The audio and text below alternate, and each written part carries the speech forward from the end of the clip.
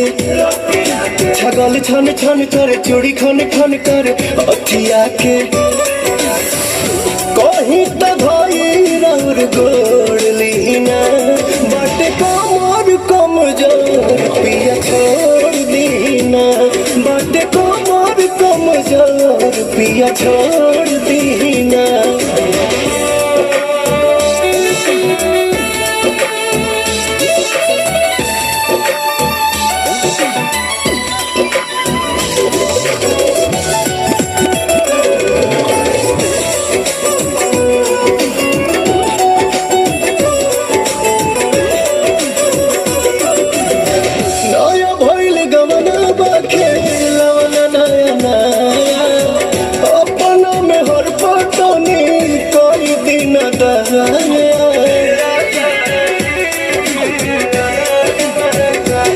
सच कहीं हमार पीड़ा पिया बढ़ल जाता जी जिद खानी रौर जी दूजे अड़ल जाता जी हमसे हचकाई गई लोर दीना बड़े कमर कमजोर पिया छोड़ दीना बड़े कमर कमजोर पिया छोड़ दीना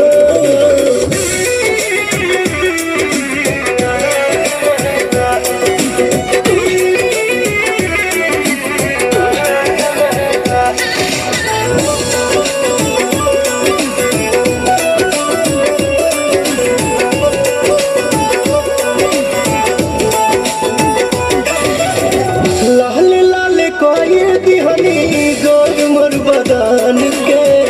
एक्सपीरियंस आदत भइल बा पवन के धरी धीर काल फिर भेंट होई पिया भले सन रे परेशान में न धोई पिया नौसो में न जोक देना खोर दीना बटे कमर कमजोर पिया छोड़ दीना बटे कमर कमजोर पिया छोड़ दीना और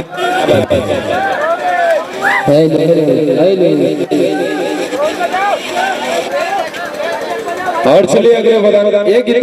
क्या बात है पलक जी का एक गीत और लगाइए बहुत ही स्वागत करते हैं मंच के वादन से चलिए एक गीत और लगाइए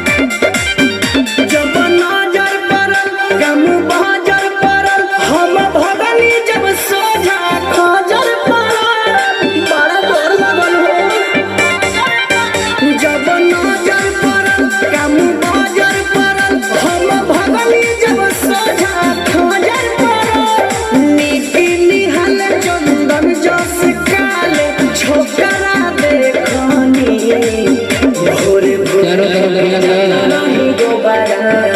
है पलक जी और चाहते मैं दोबारा के दोबारा काला दोबारा